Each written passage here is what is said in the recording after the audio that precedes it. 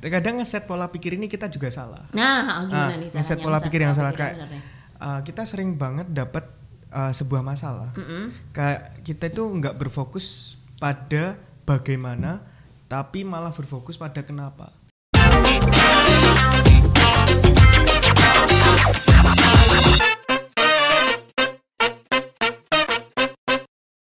Oke, halo, selamat datang, selamat pagi di podcast kami.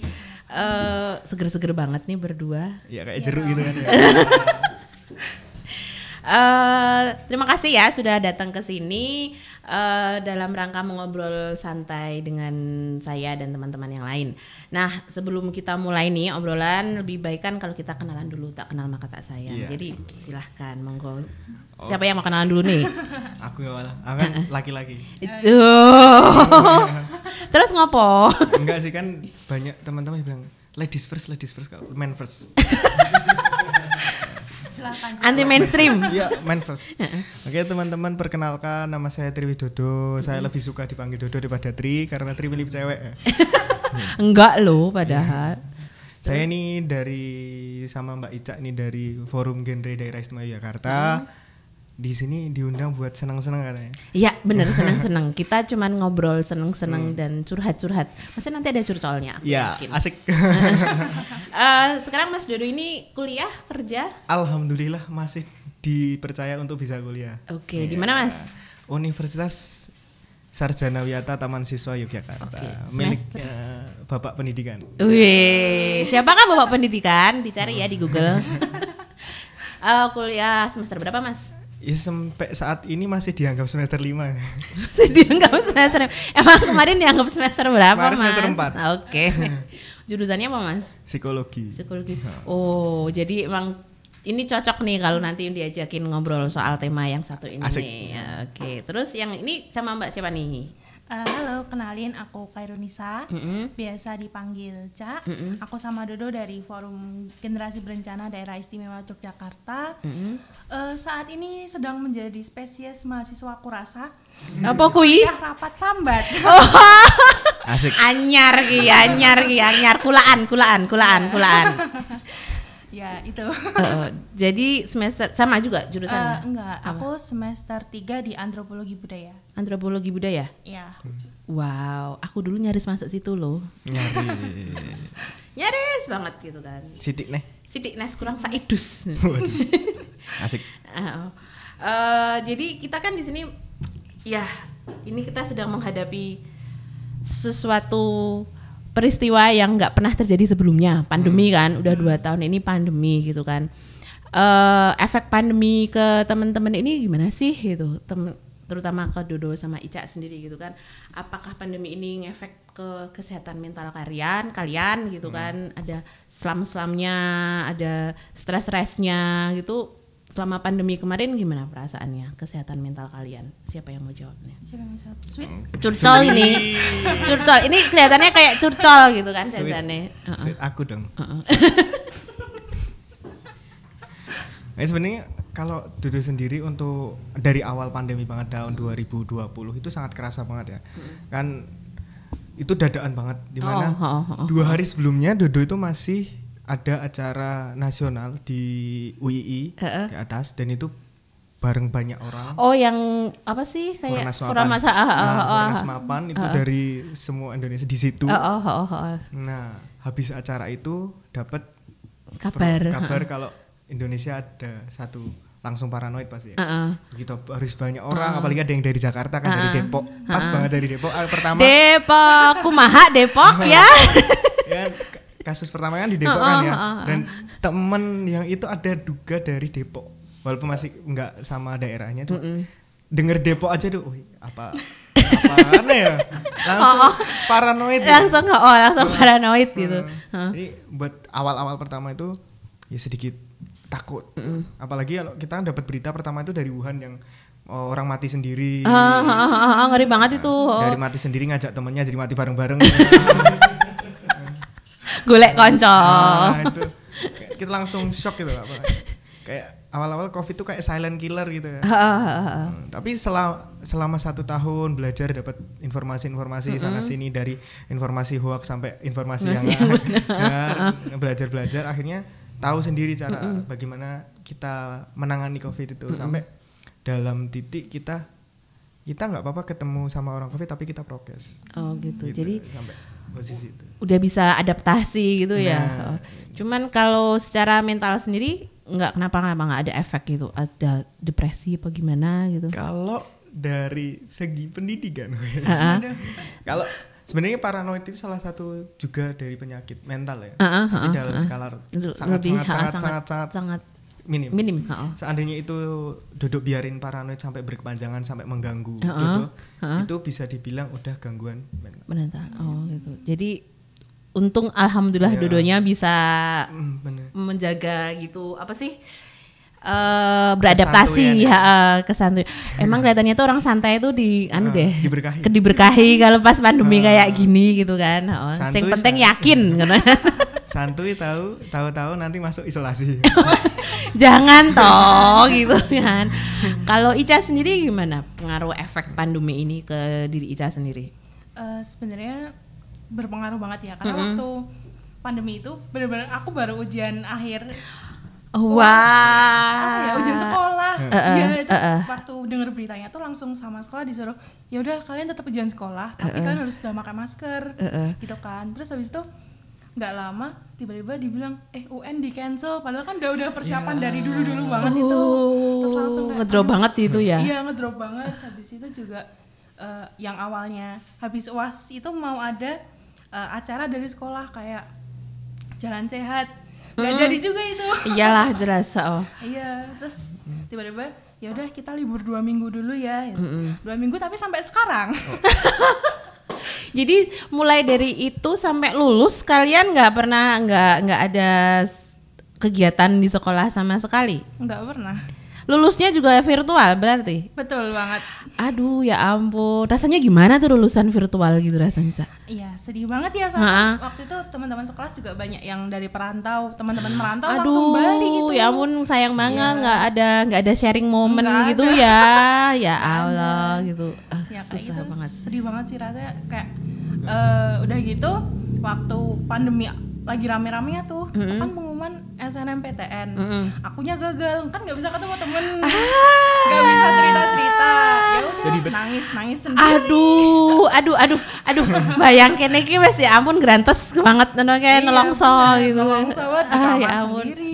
Ya ampun. Apa ya, kayak mental breakdown istilahnya. Selama seminggu aku di kamar terus, nggak mau keluar kamar, nggak mau ketemu orang rumah gitu kan, karena nggak ada tempat buat sharing gitu.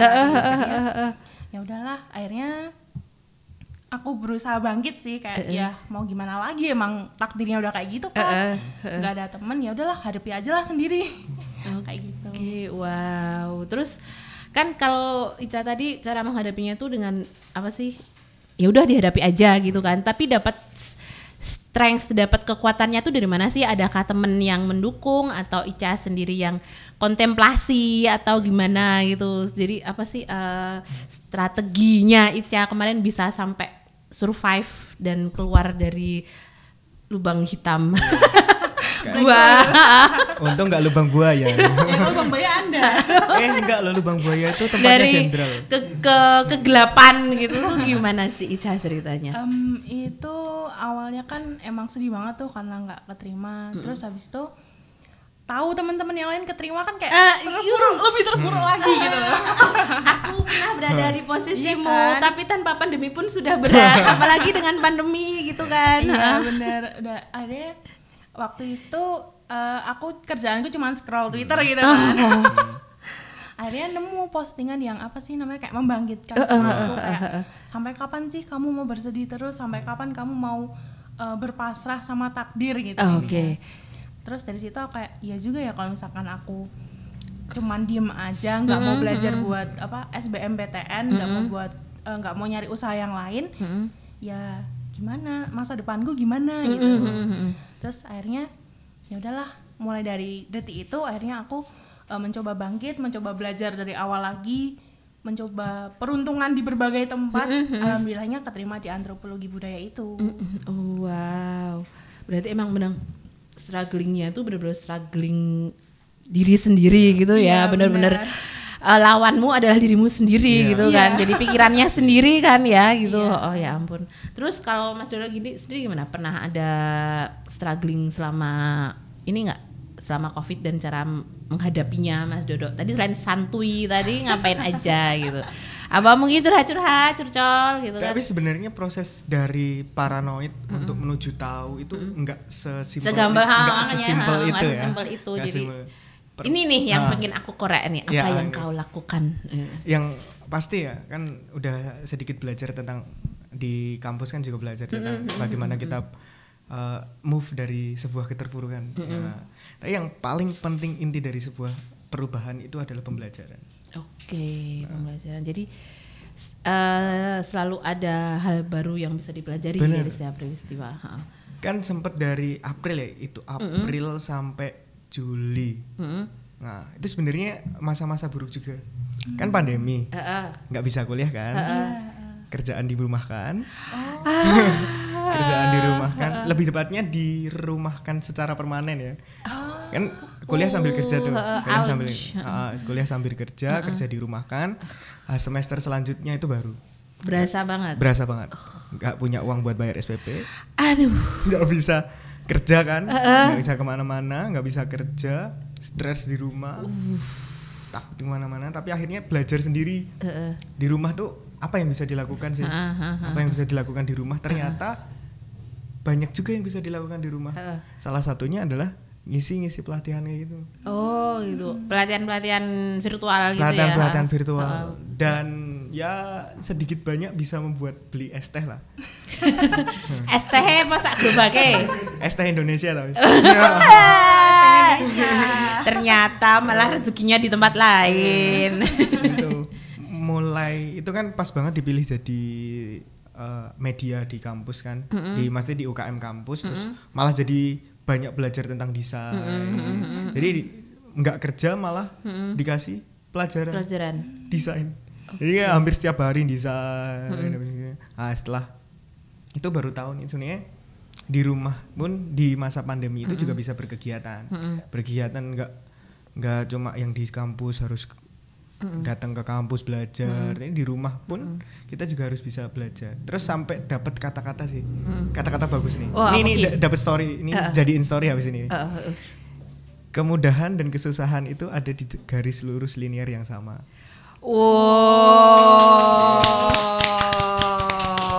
Dalam filosofis banget. Jadi kan kita kalau lagi kesusahan ini habis ini pasti garis yang senang. Okay. Tapi kalau lagi seneng ya habis ini ada garis yang susah. Jadi itu ada di garis yang sama tapi datangnya tuh beriringan nih. Tapi ada NB-nya nih. Apa? Mungkin panjangnya berbeda. bisa benar. Jadi kayak ini kayak merahnya panjang, hijaunya dikit. Benar. Tapi benar loh kalau dipikir-pikir tuh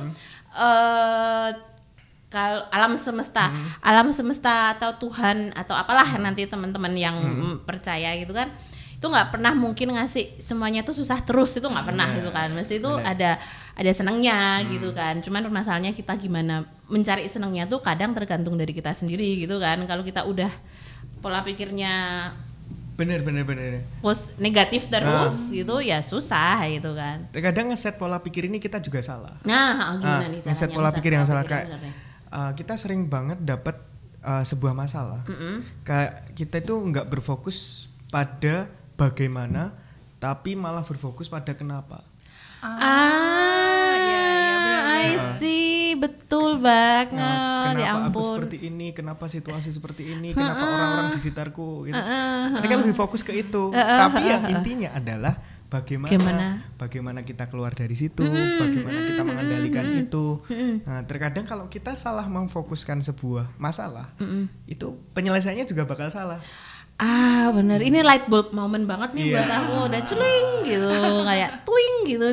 Oh bener banget. Aku tuh ya kalau dapat masalah itu sukanya kenapa why me gitu kan, kenapa sih mereka melakukan itu padaku, why me gitu kan, kenapa sih kayak gini, kenapa sih mereka nggak bisa nurut apa yang aku mau gitu kan. Yang itu tuh jadi cuman kalau why itu kan nyalahin ke orang lain, nyalahin ke sesuatu ke orang lain kan, kayak melemparkan sesuatu tapi itu tidak menyelesaikan permasalahan. Kita cuman berkubang aja di situ gitu kan, keceh neng kono, nggak cuci tangan neng keceh itu kan, akhirnya nggak selesai. Tapi kalau kita merubahnya pakai konsep bagaimana, oke, kita ada masalah, jadi bagaimana kita arep menyelesaikan masalahnya ini gitu, piye kowe carane gitu kan. Dan orang melihat masalah itu juga bakal kadang-kadang itu juga beda. Ada yang keliru menilai masalah, ada yang salah kaprah menilai masalah. Salah kaprah nih maksudnya contoh gimana? Kita sebenarnya ada kasus nih, aku bosan di rumah gara-gara pandemi, gara-gara nggak bisa belajar. Ada 3 situasi kan, malas, di rumah malas, nggak bisa belajar, sama pandemi. Sebenarnya masalahnya yang mana sih? Males. Nice. Masalahnya ada di malasnya. Pandemi sama nggak bisa belajar itu bukan masalah. Itu efek dari malasnya aja. Kalau malasnya kita selesaikan, malas di rumah sama bisa belajar sama pandemi itu nggak ada apa-apanya. Gitu. Mas, sumber permasalahan. Oke, bener banget. Bener berbets gitu, berbets. Harus aku besok kalau ini ditayangin aku nonton lagi. Kalau aku lagi masalah. Jadi katanya Dodo tuh kamu harus bertanyanya tuh bagaimana, bukan kenapa gitu kan. Not why but how gitu kan. Oke, ini bener banget, ini light bulb moment banget nih buat aku. Asik. Story WA baru. Itu kena banget nih gitu kan. Terus kalau ini kan jadi di genre ya gitu kan. Nah, selama pandemi ini kira-kira teman-teman ada cerita-cerita nggak dari teman-teman yang lain selama mereka pandemi ini tuh pernah ada masalah nggak, pernah ada yang curhat nggak gitu? Jadi kita kemarin sebelum kesini Mas Ferian sama teman-teman tim Dere juga ngasih survei ya? Iya, survei terkait masalah mental remaja sama pandemi ini gitu. Ternyata. Bukain Cak. Kasih paham enggak? Kasih paham. Gimana keadaan remaja Jogja sekarang, Cak? Begitu mengenaskan. Sangat mengenaskan ya. Kasih paham. Beneran deh. Ini penting banget ya ini. Kemarin sih kita sempat nyari intinya gitu. Intinya tuh kebanyakan satu, kalau di rumah aja bosen, tapi kalau keluar takut tertular. Nah, ya kan itu buah si malakama banget gitu kan. Iya, bener banget itu. Terus yang kedua, di rumah aja bikin mental breakdown. Terus habis itu permasalahan jam tidur. Oh, jadi merusak banget itu jam tidurnya. Iya, banyak banget yang jadi tidur jam 3 pagi, jam 2 pagi karena mainan sosmed gitu kan, ngegame dan kawan-kawannya gitu. Karena nggak bisa keluar rumah, akhirnya mereka di rumah aja cuman mainan sosmed atau mungkin yang rapatnya ngawur sampai jam 12 malam. Itu bisa ngaku nih tidak dapat semua orang kantor sampai jam 10 malam. Ya kan, itu membuat jam tidur berantakan banget. Ngaku banget nih aku di rumah aja nih, nggak kemana-mana. Bener itu sampai jam 1. Seenak perut itu yang jadi rapatut tuh. Dari rapatut. Bener tidak patut banget. Terus yang terakhir itu kemarin ada karena dia di rumah aja, pembelajarannya daring, jadi nggak paham materi. Cetok banget gue. Aku banget sih. Iyalah, wong ketemu di kelas aja kadang nggak paham, apalagi kalau cuman daring gitu kan. Tapi aku tetap bisa memahamimu. Modus, saudara-saudara, modusnya Dodo ternyata halus banget. Jadi itu ya. Terus itu efek terhadap kesehatan mental mereka gimana? Ada yang anxiety kah? Ada yang terus punya depresi parah kah? Gitu, pernah dengar kasus gitu nggak? Sebenarnya untuk anxiety sendiri, sebenarnya teman-teman ini yang curhat-curhat gitu, mereka udah ngalamin namanya anxiety. Tapi menurut jadi anxiety itu ada 2 jenis.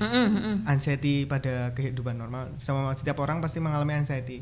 Tapi nanti kalau ini masuk ke yang kedua, ini anxiety yang parah.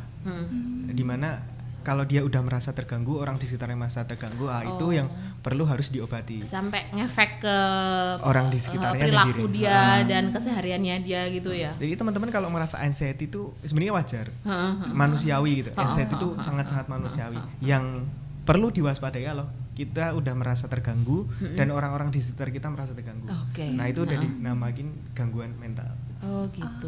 Anxiety itu gimana sih Mas? Kalau aku deg-degan terus merasa nggak yakin. Jadi kayak aku berangkat kantor gitu kan, terus tiba-tiba nih tanpa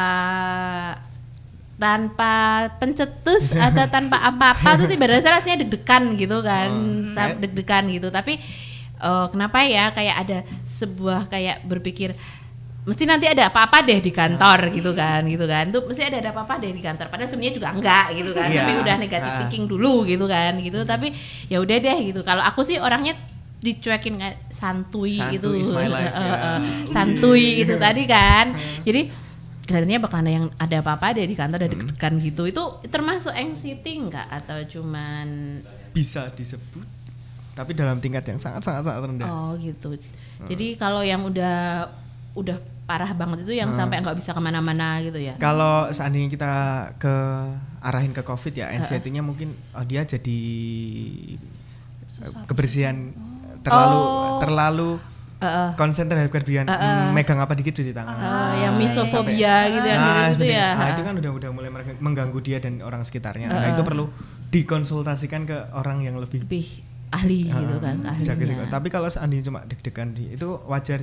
Terkadang kita kalau memulai hal baru atau memulai hari baru merasa takut itu malah kita kayak harus berpositif thinking karena saat kita merasa akan ada hal yang buruk terjadi itu kita sedang memantaskan diri untuk hal-hal yang buruk untuk terjadi untuk bisa struggle untuk itu. Jadi kita baru memantaskan diri aja gitu. Jadi positive thinking dulu ya, bangun tidur tuh oke, semua akan baik-baik saja gitu kan. Nek ada ngopo-opo ya mesti iso dilakoni gitu kan. Kata Tri Idio tuh all is well. All is well. Betul. In the end all is well gitu kan. Nah itu. Gitu. Oh benar.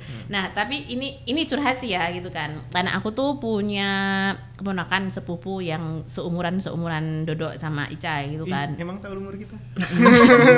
Yang pasti kalian lebih muda daripada diriku. Iya sih gitu. kalau itu. Jelep. Jadi kan dia itu kan yang satu baru masuk kuliah, kelihatannya barengan sama Ica gitu kan, seangkatan gitu kan. Itu kasihan banget kan dia bisa dibilang angkatan Covid gitu kan, lulus angkatan Covid pertama. Itu kasihan banget. Terus dia itu ceritanya mirip-mirip kayak Ica gitu kan. Cuman alhamdulillah dia lolos SBMPTN gitu kan. Nah, efeknya itulah adalah setelah dia lolos SBMPTN ini, karena dia punya banyak temen dari berbagai latar belakang kan, setelah masuk kampus gitu kan. Terus dia tuh orangnya tuh sebenarnya nggak santuy amat, nggak introvert amat gitu kan. Dia kegiatannya banyak. Cuman dia tuh semi cuek gitu. Terus dia kan sudah mulai kenal sosmed sejak SMA gitu kan. Terus karena temennya juga banyak, dia lihat sosmed tuh dia jadi kayak merasa insecure gitu sama teman-temannya yang baru gitu kan. Insinyur gitu kan. Insinyur gitu kan. Dia merasa insinyur kayak sekarang kan anak-anak muda modelnya hustle gitu kan. Hustle kemana-mana gitu kan, usaha ini usaha itu, pasang-pasang status, dapet cuan lalalala gitu kan. Nah dia itu kan yang itu kan, nah dia itu modelnya bukan nggak yang seperti itu gitu kan. Terus dia merasa insecure banget, aku nih pandemi ngapain aja sih gitu kan, teman-temanku pada bikin ini itu kok kelihatannya aku tuh nggak berguna banget deh gitu kan. Terus dia bilang kayak gitu, terus aku bilang ya ampun kamu bertahan selama pandemi masih waras aja udah bagus banget masih nak hidup, gitu kan, masih hidup itu udah gila, bagus banget, gak gila itu udah bagus banget. Terus tapi temanku kok bisa kayak gini kayak gitu gitu kan. Terus itu gimana sih cara menghadapinya gitu? Pernah dapat pesan dari dosen kan, terkadang kita melihat informasi itu kena namanya efek melon watermelon. Apa kuwi? Melon watermelon tuh saat kita melihat yang bukan kita lihat asli itu bisa berubah. Contoh nih, aku lihat sebenarnya itu melon, kan, terus aku ngasih tahu Ica itu ada buah bulat manis. terus tumbuhannya rambat. Nah, Ica nimbanya cuma bulat manis. Oke, rambatnya dia ada. Terus aku bilang warnanya merah, Cak. Ica lupa nyebutin warna merah. Disampaikan ke orang lain. Di sana ada buah bulat manis. Nah, yang tak lihat tuh watermelon, tapi yang sampai itu melon. Nah, terkadang kita melihat informasi itu ada miss yang kita tidak ambil, jadi artinya bakal berbeda. Contoh kalau saya tadi melihat sesuatu yang ada di sosial media, nah itu ada something yang tidak bisa kita ambil, yaitu adalah di belakang layar, di belakang kamera. Sebenarnya dia post itu sebenarnya melon atau watermelon? Oh, watermelon, watermelonnya yang di yang sampai ke kita. Nah, itu kita harus tahu sebenarnya di belakang layar itu ada situasi yang berbeda. Nah, kalau kita melihat sesuatu dari sosial media, kadang banyak hal yang kita tidak ambil. Contoh orang bisa beli ini, tapi itu dia bahagia nggak dengan? Benar. Terkadang dia beli karena dia tidak tahu kebahagiaannya.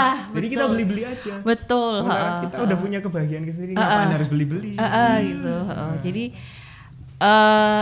itu sih yang paling menurutku yang paling susah membangun, karena menurut aku karena nggak tahu ya, generasi ke belakang ini kan semuanya selalu diukur dengan apa yang terjadi di sosial media gitu kan. Bener nggak sih gitu kan. Bahkan yang generasiku pun seperti itu gitu kan. Kalau generasi aku udah pada taraf couple goals yang kayak gitu-gitu, family goals yang kayak gitu-gitu kan. Kayaknya beda sosial media nih. Facebook ya. IG juga kayak gitu gitu kan. Beda dunia. Yang kayak gitu-gitu gitu kan. IG kalau IG itu biasanya yang itu, kalau anak-anak muda biasanya itu hustle life gitu kan, yang gitu-gitu gitu kan. Terus hustling terus yang kayak gitu-gitu. Jadi secara alam bawah sadarnya kita tuh akan menyamakan gitu. Benar. Kan gitu secara nggak langsung akan menyamakan, apalagi yang namanya sosial media itu kan dipegangnya 24 jam ya, kita bisa mengakses itu kapan aja gitu kan. Itu tuh menurutku benar-benar ngerusak banget, toksik banget sih menurutku. Itu udah ganggu belum sih? Kalau menurut sendiri ya, menurut Mbak Andi itu udah ngerasa mengganggu belum? Kalau aku udah gitu kan. Mengganggu ya? Nah, sebenarnya ada satu lagi nih. Oh, gimana nih? Ada konsep diri. Nah, konsep diri di mana kita itu bisa 100% mengatur diri kita, tapi 0% untuk mengatur orang lain. Iya benar. Nah, saat kita merasa terganggu dengan apa yang membuat kita mengganggu, bukan why kan, harus bagaimana kan? Benar. Kalau temanku punya terapi namanya puasa sosial media. Aku juga itu, aku sudah mulai itu. Aku paling enggak tuh sehari atau 2 hari aku nggak buka sosmed gitu kan. Aku benar-benar cuman ya nggak buka sosmed gitu loh, cuman nggak buka sosmed udah tak HP itu tuh aku simpen gitu kan gitu kan. Terus atau ya emang harus gitu sih. Kalau aku ngefek sih, aku nggak tahu kalau ya tempat teman-teman yang lain gitu kan caranya gimana gitu kan. Kalau buat aku itu ngefek banget. Jadi puasa sosial media sehari atau 2 hari. Atau kalau nggak kuat sehari full berapa jam aja gitu. Jadi pelan-pelan gitu. Gitu. Kalau temanku parah, sebulan. Wow, dicoba beneran dia sebulan off gitu kan? Dia bener-bener off WA, Instagram, Twitter semua out. Aku nek off WA kira iso kerjaanku ada di WA semua. Aku kalau nggak balas WA, waduh. Bisa disatronin sama bosku ke rumah. Mbak, kemana Mbak? Gitu kan. Gitu. Sing di WA bapaknya. Iya loh, di kantor tuh sama kayak gitu loh. Jadi selama pandemi ini di kantor itu dimintain ini apa sih kontaknya keluarga gitu kan. Jadi kalau aku di WA nggak bisa gitu, aku diminta di kontak keluarga yang bisa, biar kalau bisa di WA terus nyariin aku. Ini aku tuh udah bilang ini nggak sehat banget ya Allah. Aku udah ini udah sampai pada taraf it's not healthy gitu kan. Itu tuh parah banget deh itu. Tapi ya itu bener sih harus bisa puasa sosial media. Ica pernah nyoba nggak puasa sosial media? Pernah, tapi waktu itu nggak nyampe yang lama banget ya. Waktu pengumuman SNM itu aku juga puasa sosial media karena aku nggak mau ditanya-tanyain gimana hasilmu, gimana kayak. Betul banget itu. Kayak orang-orang tuh jangan expect apa-apa. Gitu. Itu kan udah bikin mentalku down. Benar itu banget. waktu SNM aku cuman seharian. Itu aku nggak buka sosmed, semuanya aku matiin, wifi aku matiin, laptop semua tak jauhin dari aku pokoknya. HP dijual, laptop dijual aja. Gak juga itu kalau masih butuh soalnya. Oh iya. Itu. Terus yang waktu SBM itu aku puasa berapa hari ya itu? 3 hari, Pak. Teman-temanku tuh nggak ada yang tahu kalau aku keterima gitu. Aku cuma diem-diem aja gitu. Iya, tapi itu liberating banget nggak sih rasanya tuh, nggak Iya, ditanyain, bener nggak ada banget. bawa Nggak ada yang bener kan, nggak ada yang tahu, nggak ada yang Iya. komen tuh rasanya pencapaian ini just for me gitu Iya, kan. bener Oh kan, banget. bener kan Iya. rasanya. Oh bener. Jadi kayak lebih adem juga. Oh, hidupnya kayak lebih gitu adem. kan. Oh bener Bener-bener. aku pernah ngerasain. Saya kalau yang waktu SNM tuh sebelum sebelum pengumuman itu aku pas buka WA itu teman-teman udah pada siap belum gitu kan. Sedangkan aku sendiri juga kayak aduh siap nggak ya gitu. Terus waktu SBM pengumuman aku udah 3 hari kayaknya itu aku nggak buka HP, nggak buka laptop, semua sosmed aku matiin. Dan untungnya teman-temanku juga paham gitu kalau misalkan oh dia baru mau puasa sosmed nih karena kemarin habis ketolak jadinya Habis mau- ketolak.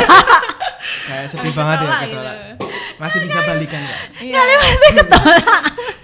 Jadi mereka udah paham gitu kan, oh dia mau puasa sosmed dulu, ya udah kita hargai keputusan dia gitu. Ya gitu sih untungnya. Oh gitu. Nah ini curhat lagi nih aku. Nah kalau yang ini Buka konseling nanti kita. bener kan sudah pas Oh, itu iya. psikologi konselor kalian Oh, iya. gimana sih gitu. Ini curhat lagi. Nah kalau yang satu lagi sepupu ponakanku yang satu lagi tuh baru masuk SMA gitu kan, baru masuk SMA ini kemarin. Itu dia kasihan banget tuh sejak kelas 2 SMP, kelas 3 SMP sama ini kan yang ngerasain sekolah sama sekali tuh kan. Cuman dia punya cerita temennya itu ternyata dibully sama temen yang lain. Harganya berapa itu? Dibeli ya beda dibully kan sama teman yang lain. Jadi temennya ponakanku ini dia ikut kayak semacam game gitu kan. Tau kan yang game yang apa sih kayak yang online gitu kan. Mobile Legends gitu ya. Itu yang kayak gitu-gitu. Oke. Terus dia kelihatannya ketemu sama orang, terus dia dibully gitu kan, dibully di sosial media dan itu kan kalau pandemi gini kan jadi semakin kerasa banget gitu kan, karena dia nggak ketemu temen-temennya dia yang di sekolah gitu kan, nggak ketemu temen lain yang dia kenal di sekolah yang ketemu fisik gitu kan, nggak ketemu. Jadi bener-bener down banget dan akhirnya pas lulusan kemarin dia nilainya ngedrop banget gitu kan, gitu kasihan banget itu dia cerita gitu kan. Terus dia cerita temanku kasihan itu soalnya dibully, apalagi kayak gini tuh kalau pas pandemi gini kan kita nggak ke sekolah ya, jadi anaknya nggak bisa cerita, nggak bisa banyak cerita gitu kan. Nah kalau menghadapi kayak gitu apa yang harus kita lakukan, temen, keluarga sekitarnya, atau dia sendiri sih yang menjadi objek bulian gitu? Sebenarnya ditanya dulu sih, jadi bulian itu bentuk buliannya seperti apa, fisik atau verbal. Gitu. Nah, kita bisa analisis dulu tuh. Kalau seandainya itu verbal, ya kita cari apa penyebab verbalnya membuat dia tersinggung, terus kita membuat mindset kalau sebenarnya itu bukan sesuatu yang menyinggung. Tapi kalau buliannya bentuk fisik itu yang perlu ditangani secara serius. Fisik tuh maksudnya udah disatronin gitu, dibakar, ditusuk, enggak maksudnya. Itu mau bikin sate apa gimana? Dan terkadang orang tuh sebenarnya lebih terluka kalau visual benar-benar verbal daripada yang perlu digarisbawahi. Sebenarnya kata-kata ini itu nggak ada efeknya kalau kita tahu makna aslinya. Gitu. Contoh nih, orang misuh di sosial media, di game kan, biasa banget tuh. Biasa banget. Dasar pip. Dasar pip Aku gitu bantu kan. editor. Dasar pip. Biasanya digitu-gituin. Dasar pip. Dasar nih anak anak orang gitu. Anak orang gitu. Nah, itu sebenarnya mereka itu tujuannya cuma untuk mengekspresikan mereka mau nyalahin siapa nggak tahu, terus akhirnya keluar tuh kata-kata toksik gitu ya. Yang perlu kita tangani adalah itu bukan buat kita, Gitu. itu buat dirinya sendiri. Dasar anak Tut. dasar anak presiden gitu. Alhamdulillah anak presiden gitu kan. dasar anak DPR yang korupsi. Ya. Itu langka. Iya sih, tapi kalau aku sih ini bener nggak ya penanganannya? Kalau aku karena disuratin kayak gitu, aku ceritanya mungkin sebenarnya orang yang membuli itu sebenarnya dia punya masalah yang lebih gede daripada temenmu gitu kan yang dibully itu. Jadi tahu nggak sih kenapa orang tuh biasanya melakukan hal buruk pada orang lain itu ada yang namanya, aku sih dulu pernah baca apa sih mirroring apa ya, yang jadi kayak dia hal buruk yang terjadi pada dirinya itu dilemparin coping self copingnya, jadi dia melemparkan kepada orang lain gitu kan, seolah-olah biar ada orang lain yang nasibnya sama dengan dia atau dia merasa lebih buruk daripada dia gitu kan.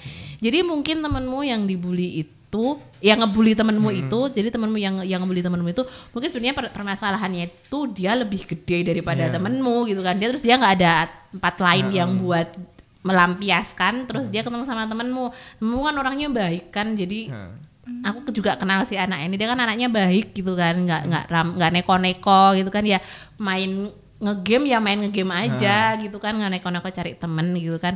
Terus ya bilangin aja sih sama temenmu, nggak usah kalau sakit hati atau udah mulai mengganggu ceritain aja sama orang tuanya gitu, atau kalau ada temen ceritain aja ke temen gitu. Atau mungkin bulian itu bukan masalah dia. Bulian itu sebenarnya bukan masalahnya lah ya, masalah yang ngebully itu bukan masalah dia kan, efek dari itu kan nilai jeblok.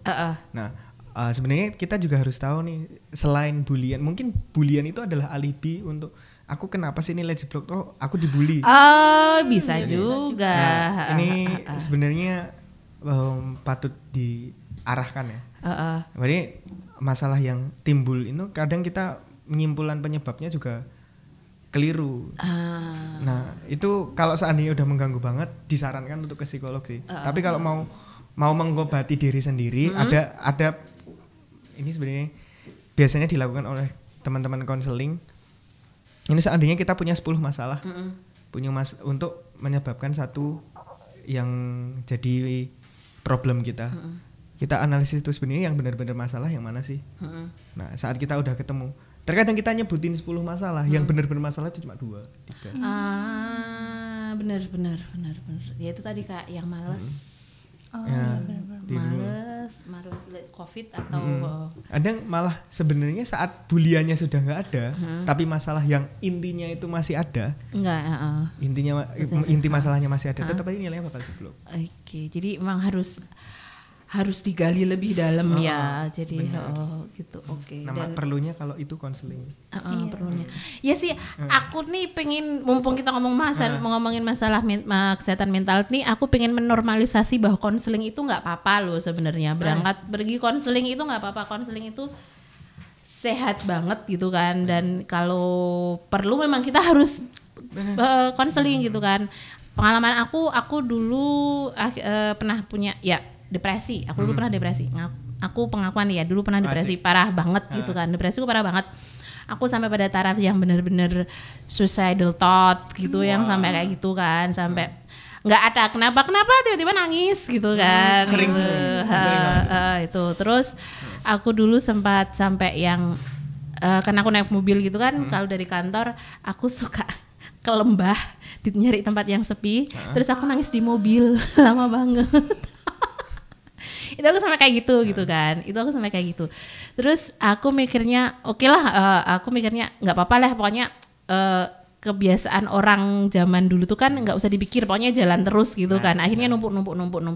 Terus aku sekolah gitu kan. Kebetulan aku dapat kesempatan sekolah ke luar gitu kan. Di sekolah ini ada konseling. Jadi karena kita dari mahasiswa internasional, biasanya tuh di kampus disediakan konselor gitu kan, karena untuk coping dari kamu datang ke budaya yang baru kan biasanya ada konflik, dan kampusku ini baik banget nyediain konselor gitu kan. Terus aku sih nggak sengaja gitu kan, sebenarnya aku cuma nganterin temenku gitu kan, terus aku ikut modelnya mereka nggak konseling gitu, jadi kayak grup gitu kan. grup talk gitu. Terus aku cerita gitu. Terus aku baru sadar kalau aku tuh depresi gitu kan. Jadi selama kemarin aku ngerasa kayak aku kira ngerti nih aku ini depresi gitu kan. Aku nggak tahu kalau itu namanya depresi. Aku cuma ngerasa oh aku sedih gitu aja sih gitu. Aku sedih. Ternyata kemarin tuh aku depresi gitu kan. Terus aku dibilangin kamu tuh depresi dan depresimu sudah cukup parah gitu kan. Kamu harus ikut konseling gitu kan. Kamu besok kalau pulang ke negaramu usahakan untuk ikut konseling gitu kan. Karena depresi itu kan modelnya aku dikasih tahu depresi itu kan modelnya naik turun gitu kan, kayak ombak gitu kan, datang pergi datang pergi gitu kan. Kamu harus bisa mengelola itu gitu kan. Terus aku dikasih tahu gitu kan. Terus ya udah setelah aku baru tahu itu tuh kayak tadi tuh light bulb moment gitu loh, kayak oh gitu kan. Terus tapi aku nggak gila kan gitu kan. Terus enggak gitu kan, kamu nggak gila. Terus depresi itu umum, semua orang pernah depresi gitu kan. Semua orang pernah depresi gitu kan. Pada akhirnya semua orang pernah depresi. Cuman bagaimana tingkat intensitas depresi itu dan bagaimana mengelolanya itu setiap orang beda-beda gitu kan. Tuh. Terus aku ceritain itu sama di ketemu itu, jadi kayak anugerah banget gitu kan, pencerahan banget gitu kan. Aku sampai oh gitu. Terus aku pulang aku di sana ikut konsul gitu kan. Terus habis itu di sana aku setelah pulang ke sini aku jadi nyari konsultasi psikologi. Terus aku berpikir bahwa ternyata sebenarnya aksesnya tuh banyak, cuman informasinya nggak banyak dan pemahaman orang pergi konsultasi psikologi itu tuh kayak gila gitu. Kayak gitu kan. Konseling bukan untuk orang gila. Gitu kan. Tapi menuju gila. Gitu. Terus aku pengen menormalisasi itu kalau bisa, it's okay gitu kan gitu. Ya itu sih curhatanku. Apalagi sekarang tuh kita untuk mendapatkan konseling tuh sangat-sangat mudah ya teman-teman. Jadi teman-teman salah satunya lewat forum genre ini, di Puskesmas juga ada. Terus biasanya di kampus-kampus yang gede itu udah ada lembaga konselingnya. Apalagi yang punya prodi psikologi itu pasti ada konseling. Dan yang paling bisa terjangkau ya lewat teman-teman forum genre. Betul sekali. Nah ngomong-ngomong soal forum genre ini kan kelihatannya launching modul baru nih. Wah asik. Asik nih, asik. Modul tentang kita, judulnya tentang kita. Kayak lagu sih. Judulnya. Tahu nggak, ingat nggak dulu ada lagu tentang kita? Oh, bukan angkatanku. Beda dunia. Beda dunia. Aku sedih gitu kan. Sebenarnya ini modulnya gimana sih? Bisa diceritakan nggak? Siapa tahu bisa membantu teman-teman yang sedang butuh inspirasi, inspo. Kasih paham. Oke, jadi ya kita habis merilis nih modul tentang kita baru aja ini. Aduh, modulnya lucu amat. Lucu banget dong. Yang Allah. Iya, asik. Ini berbeda dengan modul yang sebelum-sebelumnya. Modul sebelumnya itu general banget ya. Jadi misalkan aku nih mau sosialisasi ke PIK-R atau mau kemana gitu tentang bahas sesuatu tentang remaja. Ternyata yang aku sampaikan itu terlalu berat buat mereka. Nah, sekarang udah ada modulnya tentang kita, udah dikelompokkan sesuai usia-usia. Jadi ada modul berani, ini modul beraksi, terus yang terakhir ada modul berkolaborasi gitu. Jadi kelompokin secara usia nih ya. Jadi kalau remaja awal, remaja tengah, dan remaja akhir gitu. Iya, kan kalau dulu kan general banget tuh. Misalkan kita ke daerah ini terus bicarakan tentang cash pro. Bener. Terus penontonnya tuh pada menganga, domblong. Iki ngomong ke opo to, ngono kan. Iya, betul banget. Terus kalau enggak kita ngomongin masalah ini apa sih? Masalah ke kontrasepsi dan kawan kan anak-anaknya masih kecil-kecil gitu. Heboh banget kan. Apa tuh Mbak Eki? Iya, itu pernah juga waktu aku lagi bahas tentang alat bukan alat kontrasepsi, kesehatan reproduksi. Itu diprotes sama salah satu orang tua di situ. Mbak kok ngomong kayak gitu sih ya. Kok ngomong gitu ke anak-anak gitu kan. Padahal memang seharusnya dari kecil itu kan sudah dibiasakan untuk ngomong secara eksplisit bukan implisit. Benar-benar untuk mengenal anatomi dengan benar gitu kan. Betul banget. Gitu. Oh, ini ya. Iya. Modulnya.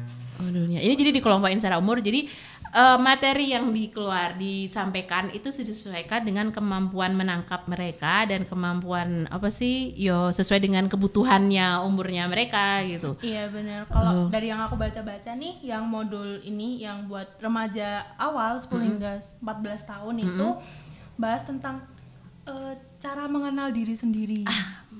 Cocok banget kan buat remaja awal tuh masih terombang-ambing tuh. Siapa sih aku? Gitu ABG, kan. ABG galau. Iya, anak baru gede. Aku siapa? Lah kowe iki sapa?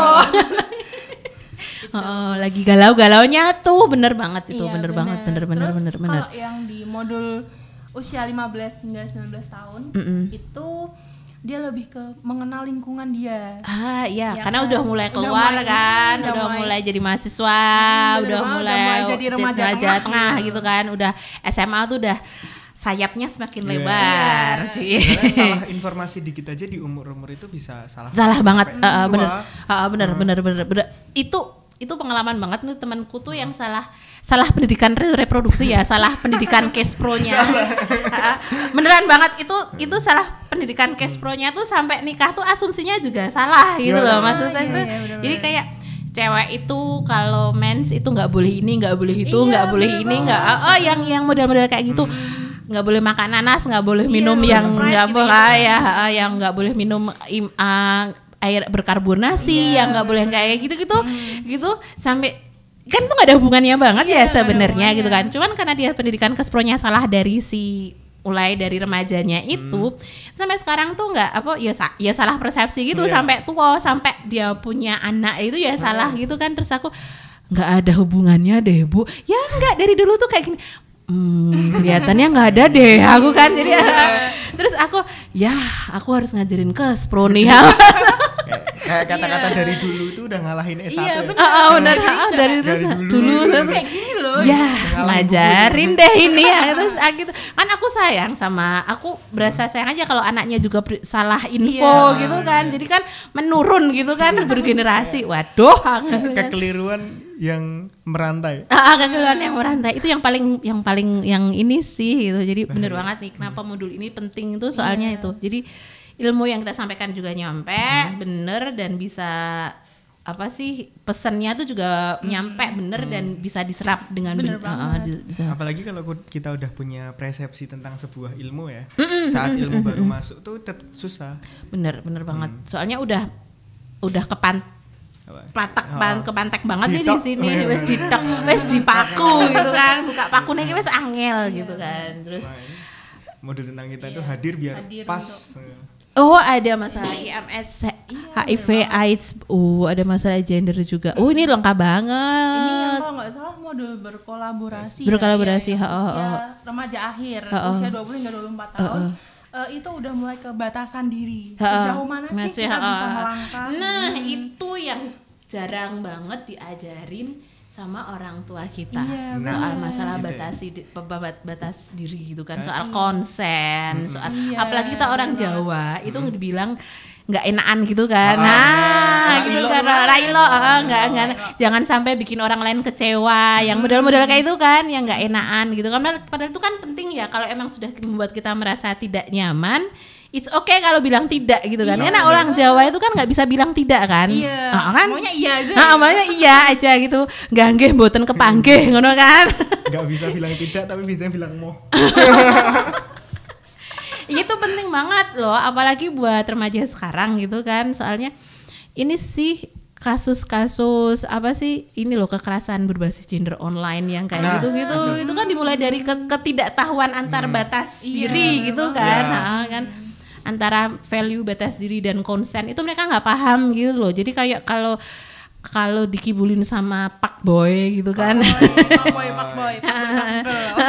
pak boy sama pak girl itu kan itu kan karena menurut aku karena kita tidak tahu batasan dan value yang kita pasang buat diri kita sendiri gitu loh. Jadi itu penting banget itu. Sama itu kita juga sering banget keliru, dunia maya itu bukan dunia nyata.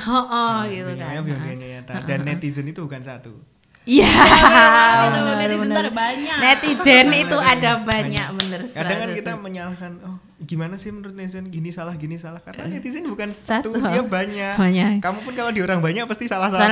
Bener. Dan apa yang kamu pasang di dunia maya itu pasti akan terpasang terus di dunia maya. Jadi harus hati-hati. Jadi itu tuh penting, taunya batasan, soal value, batasan, soal konsen. Itu penting banget soalnya banyak banget kasus masuk ke di kantor gitu. Ini karena model-model itu sebenarnya karena kalau diulik lebih lanjut karena memang mereka survivornya itu mula-mula mereka nggak paham gitu loh kayak gitu. Karena mungkin edukasinya yang diterima saat itu kurang pas juga. Makanya itu modul ini untuk biar ngasih taunya itu pas gitu. Cocok banget nih, pas banget ya ampun. Ini ini di mana bisa diakses di genreindonesia.org. Jadi semua orang bisa akses ya? Sangat bisa.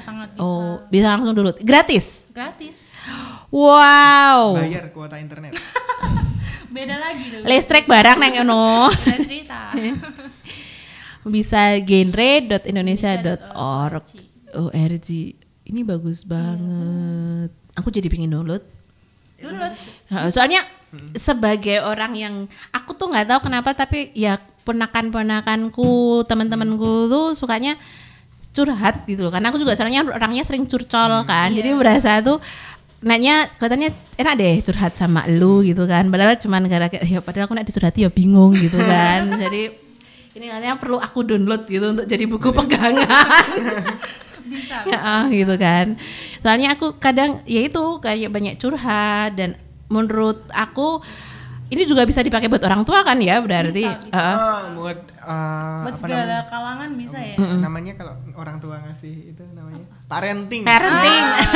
Satu cara parenting.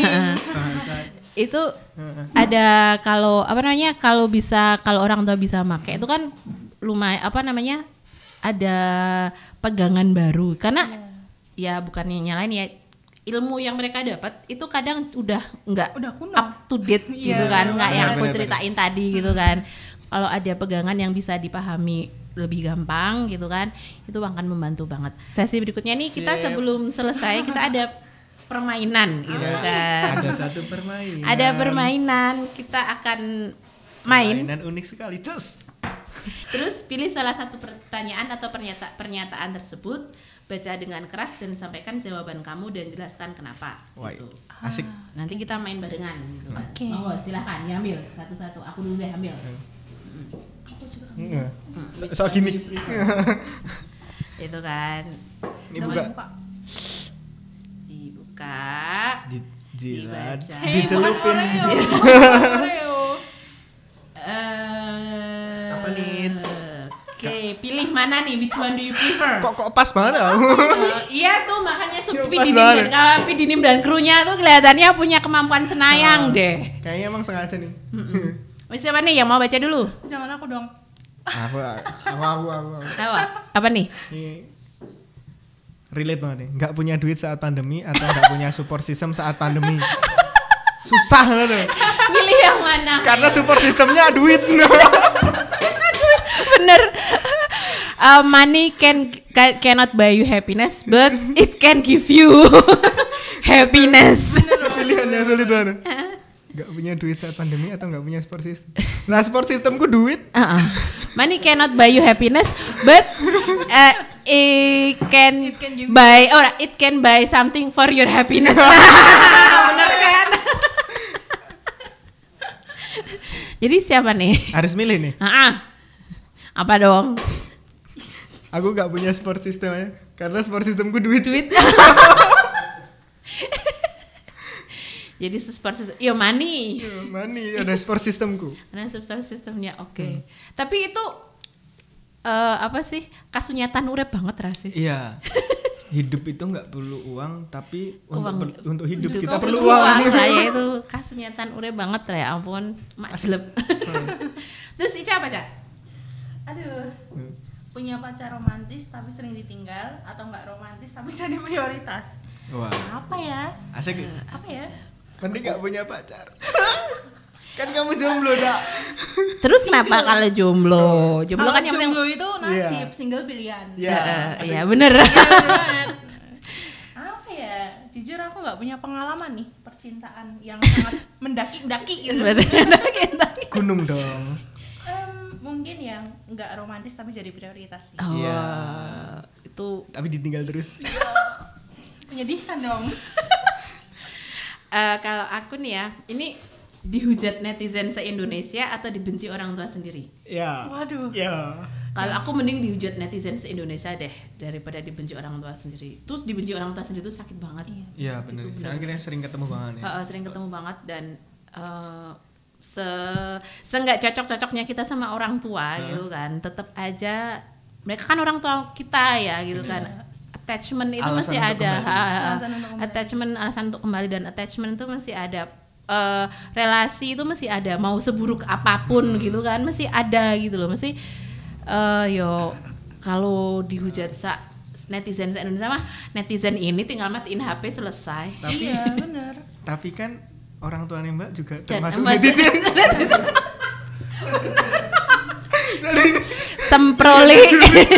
semproli ngono. Cerdas banget sih ini. Semprol banget nih, beli lagi tuh. Beli lagi nih. Gitu guys.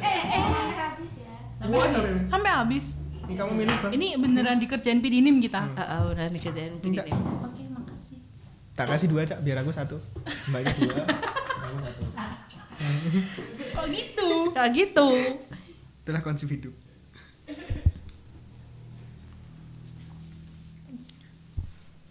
Iya, asik nih. Asik. Apa, Dok? Apa, Dok? Banyak teman tapi toksik atau satu teman tapi cuek. Gak apa-apa, aku punya uang jadi teman-temanku nggak akan toksik. Hidup dada. Hidup duit. Cuan. Cuan is my life. Cuan is my life. Cuan adalah jalan ninjaku. Nggak cuan nggak asoy. Enggak cuan enggak asoy. Itu. Ya ampun. Oke. Kalau apa, Cak? Curhat sama sahabat atau curhat sama psikolog? Nggak asik, ganti aja nggak asik. Sebenarnya kalau curhat ya lebih enak curhat sama sahabat lah, karena emang udah tahu luar dalam, sering ketemu juga kan. Kalau sama psikolog kan mungkin masih harus butuh waktu. Ya sih, aku pengalaman nyari psikolog yang cocok itu susah banget. Karena Emang, psikolog itu cocok-cocokan kan, dan yang namanya psikolog tuh kan mereka juga ada banyak Manusia bawa value sendiri yang sudah mereka bawa sendiri gitu kan, mindsetnya gitu kan. Aku tuh nemu psikolog, akhirnya nemu yang pas itu setelah aku bertemu dengan 2 psikolog yang lain. Jadi ini psikolog ketiga yang aku benar-benar ketemu pas gitu. Terus ya akhirnya bisa cerita banyak gitu. Ya perjuangan sih ya kalau memanage kesehatan mental health itu yang paling penting. Kalau udah tahu itu sih tadi yang paling penting, kamu kalau udah tahu kalau kamu itu sedang punya masalah, itu adalah step pertama untuk menyelesaikan. Tapi harus digaris bawah ini jangan sekali-sekali untuk self diagnostik. Iya benar, ya benar. Ya nggak boleh banget tuh self diagnostik, bahaya bet gitu. Pakai Z.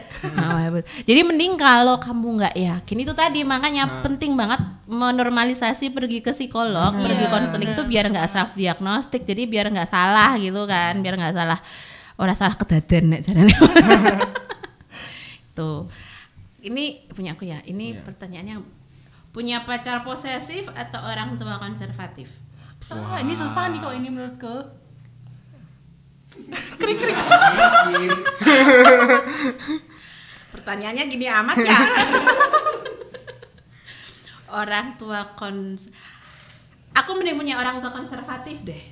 Dalam artian punya pacar posesif itu Meninggalkan luka. Apa sih 99 ganggu banget gitu kan. Itu enggak banget. Mending kalau orang tua konservatif itu ya mesti pada satu titik kita bisa ngobrolin. Kalau aku prinsipnya gitu ya, semua tuh bisa diobrolin gitu kan. Dan semua itu ada jalannya. Kalau bapak kita atau ibu kita tuh susah ngobrol, kita bisa lewat kakak kita, saudara kita dulu gitu kan, nyari pendukung, nyari ally dulu gitu kan. Itu tuh penting gitu menurutku. Kalau mau menyelesaikan permasalahan yang model-model kayak gitu tuh kita harus nyari ally dulu. Jadi itu, tapi aku yakin semua hal itu bisa dikomunikasikan, bisa diobrolin gitu kan. Tapi kalau pacar posesif itu ya ampun, permasalahan banget ya. Kalau bisa dikarungin terus dibuang gitu. Enggak sih, cukup kasih temen aja sih. Nanti temen dong. Kakek kancane no. Malah kakek kancane gitu. Tapi banyak kasus orang yang gangguan mental itu faktor pendukungnya adalah keluarga yang kurang, ya kayak keluarga yang iya sih, banyak banget kasus yang kayak gitu. Kalau aku baca-baca, teman-temanku juga bilang kalau permasalahan psikologisnya dia justru berasal dari orang tua, dari orang keluarga terdekat gitu kan. Nah kalau yang itu nanti jadi bahan pembicaraan lain di podcast yang lain, itu panjang dan lama. Pernah baca satu anekdot dari salah satu penulis adalah orang yang paling pintar untuk menjatuhkan masa depanmu adalah keluargamu sendiri. Iya, bener. Emang bener banget itu emang bener banget. Orang terdekat itu biasanya yang paling menyakiti kan sebenarnya, karena dia tahu your weakest point tuh tahu gitu kan. Itu bener banget. Masih berapa sih? Masih 2. Ada anak 1. Itu kamu yang satunya dikasihkan ke Dodo. Minta Pak produser baca nih biar satunya kan punya Dodo, kamu dikasih 2. Ya. Yang kurang 1 kan 3. Oh gitu nya. Ini kan nggak mau balas dendam sama Pak produser. Suruh baju 1. Sini. Kamu Pak produser sini. Pidinim. Kalau kita ngambek. Buka lagi nih. Ini aku duluan ya, gantian. Sedih gak punya pacar atau sedih gak punya uang? Aku paling sedih gak punya uang. Nice, bener banget. Money is everything. Paling sedih tuh gak punya uang. Udah rantai pacar marah masalah. Kalau gak punya uang kita galau. Mau makan apa? Bener. Paling susah tuh ya kalau saldo GoFoodku tuh udah mepet. Nah, bener banget itu parah banget sih. GoFood, GrabFood, ShopeeFoodku tuh udah mepet. Shopee Pay tinggal 5.000 tuh gatok. Harus top up lagi. Itu sampai gitu kan. Itu masa ya aku kok garek 5.000 ki tuku boba merah iso. Tapi tetap lewat Shopee Food. Ya ampun, tuku boba merah iso. Tapi bisa pakai Shopee Point. Oh iya benar bisa. Ini bukan endorse ya, ini curhat. Tapi kalau punya pacar kan bisa minta tisu. Belum tentu. Nanti dikata matre. Nanti dikata matre. Tapi ide bagus sih. Ide bagus. Udah pernah dicoba ke ngefek. Tetap paling nikmat itu punya duit sendiri. Iya benar banget. Check out tinggal check out. Terus apa nih? Punya Dodo apa, Dok? Lebih milih, ini nggak usah dipilih sih. Lebih pasti, milih tajir melintir atau famous. Udah lah tajir. Kalau tajir melintir mesti famous nggak sih? Iya kan? Iya benar, kalau tajir bener mesti famous. Auto sih. Auto. Banyak teman-teman yang cuma mau mengincar harta kekayaanmu. Ya, main sama dia nanti dibeliin. Kalau udah miskin. Udah pergi semua. Sedih banget. Punya Ica apa, Cak? Ini kok dari tadi punya aku nggak dapet yang tajir sih. Karena kamu udah punya banyak teman di real life atau followers ribuan di sosmed. Sebenarnya followers ribuan di sosmed juga udah dapet. Mending followers aja buat endorse, lumayan buat duit. Dodo, ya Allah Dodo, ya ampun. Obrolannya seputar duit ya. Temen banyak belum tentu, nanti pinjemin loh. Oh iya, pinjem belum balik ya. Bener. Bisa dong. Oh, udah dia yang pinjem, dia pula yang galak kalau ditagih. Ya, akhirnya ya udah ikhlas. Bikin kesehatan mental terganggu. Bener.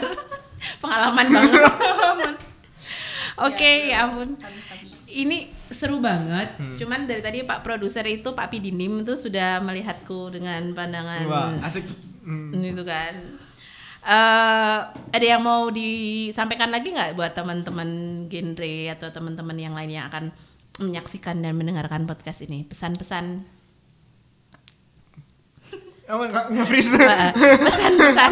Pesan-pesan yang mau disampaikan buat teman-teman atau pesan semangat, encouraging gitu. Dari Mas Dodo? Kalau aku sih tetap ada sebuah masalah itu adalah hal yang normal. Jadi kalau kamu punya masalah, hadapi, bukan memendamnya. Jadi dihadapi gitu kan. Kalau Ica? Kalau dari aku mungkin promosi genre aja ya. Oh, oke. Iya, Just. asik. Oke. buat teman-teman remaja, kalau kalian punya masalah, punya apa beban untuk diceritakan, cerita aja ke kami. Kami siap menerima curhatan kalian. Biar kalian nggak merasa sendiri nih di tengah pandemi ini. Betul. Jadi kalau ada masalah cerita sama teman-teman genre akan siap menerima kalian dengan nggak lapang dada sih ya, dengan lapangan. Dengan uluran tangan. Lihatlah tangan. Oke, makasih banget sudah hadir di sini, bergabung dengan kami di sini di podcast Menjadi Remaja. Seru banget. Besok-besok lagi kalau ada podcast akan kita lanjutkan obrolan yang tadi. Sebenarnya ini masih banyak obrolan yang masih banyak hal topik yang bisa dibuat, yang bisa dikulik lagi. Cuman karena ya semua hal yang bagus itu selalu ada akhirnya gitu. Jadi terima kasih sudah hadir di sini. Sukses selalu buat kegiatan meraih cita-citanya. Mbak Dodo yang ngumpulin cuan gitu kan. Cuan is my life gitu kan. Terus sehat-sehat terus. Sudah vaksin? Sudah. Alhamdulillah. Jadi sehat-sehat terus, selalu disiplin prokes, pakai masker, jaga jarak dan rajin cuci tangan. Terima kasih. Dadah. Bye bye.